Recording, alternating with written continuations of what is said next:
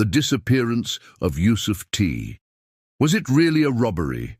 This is crime that still haunts Turkey till date. 1 minute. Yusuf T, a quiet bank systems analyst and devoted father, was reviewing server logs. The next, he was gone. No witnesses, no struggle, no ransom note, just a man who walked into the daylight of İzmir and disappeared like smoke. But what if it wasn't just a disappearance? What if Yusuf uncovered something so dangerous, so deeply buried, that someone erased him from the map of the living? For decades they called it a robbery, a mugging gone wrong. But the digital fingerprints, offshore transfers, and secret memos say otherwise. Behind this disappearance lies a truth far more terrifying than death itself. A man who knew too much, and a system designed to silence him. He kissed his daughter goodbye, stepped out of his apartment, and vanished forever. What happened next would leave a bloodstain on the truth, a trail of millions, and a mystery no one dared to solve. March the 3rd, 1998. The weather in İzmir was typical for early spring, mild, with clouds lazily drifting across the Aegean sky. Yusuf T, a diligent systems officer at Ziraat Finansbank, had just dropped off his 5-year-old daughter at preschool. By 9:30 a.m., he was seated in his 8th-floor office, reviewing back-end clearance logs. At 12:12 p.m., he signed out of the bank's internal network. CCTV footage shows him exiting the building. His tie was loose, his coat over one shoulder. He nodded to the receptionist, stepped into the bright afternoon sun, and was never seen again.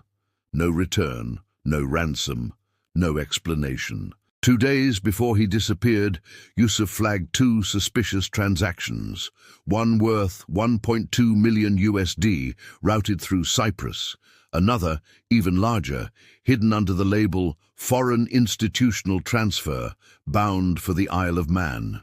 He confided in his close friend Murat K, a fellow bank tech specialist.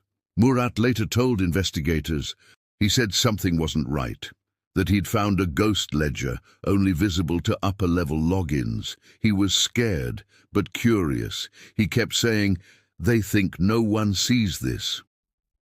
Was Yusuf preparing to report financial misconduct?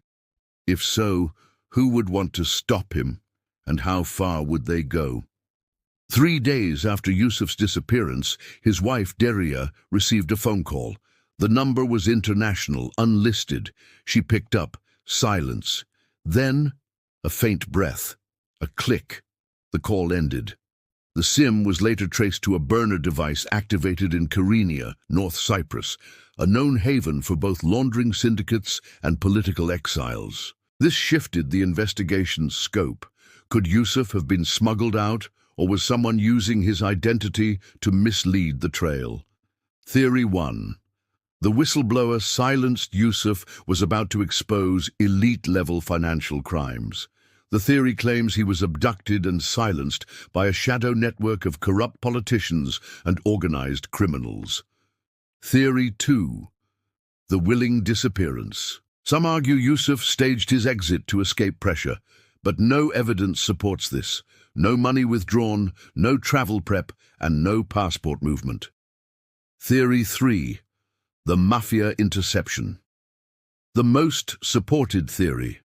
Sources tied the bank's offshore clients to figures in the İzmir underworld.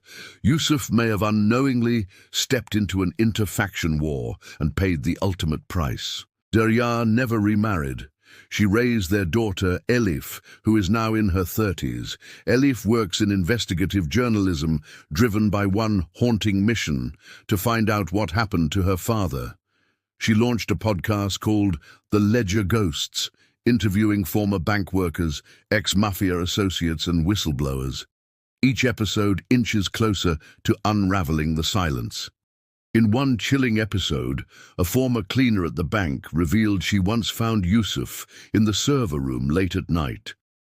He looked pale, sweating. He asked me to lock the door behind him and not tell anyone he'd been there. In 2024, a former IT director from the same bank, now living in Sweden, reached out to Elif anonymously. He provided encrypted flash drives containing transaction logs from 1998-1999, among them an internal memo titled YT Clearance Lock. The signature? An executive who vanished during the 2001 financial crisis. The data suggests Yusuf tried to create a backup of the offshore transactions, and someone inside knew. Despite public petitions, multiple media requests, and growing international pressure, no official inquiry has been reopened. But Yusuf's case is no longer buried. With the launch of our viral documentary and video like this one, his story is taking root again, in truth seekers, in comments, in algorithm feeds, and in every Turkish citizen who refuses to forget. What do you believe? Was it really just a robbery, or a masterfully disguised hit engineered to erase a man who knew too much? The clock stopped at 3:44 p.m. on Yusuf's watch, but the countdown for justice may have just begun. Watch the full story now. Comment your theory. Demand the truth. Stay with us for the next case in our series. Truth is never buried forever. If this story gave you chills, don't let it end here. Was Yusuf T silenced, or did he vanish for a reason? Drop your theory in the comments. Share this video so the algorithm keeps pushing the truth. Subscribe now to uncover more real unsolved cases, because sometimes the only way to find justice is to refuse to forget it. Though this is work of fiction, any coincidence by character is disclaimed.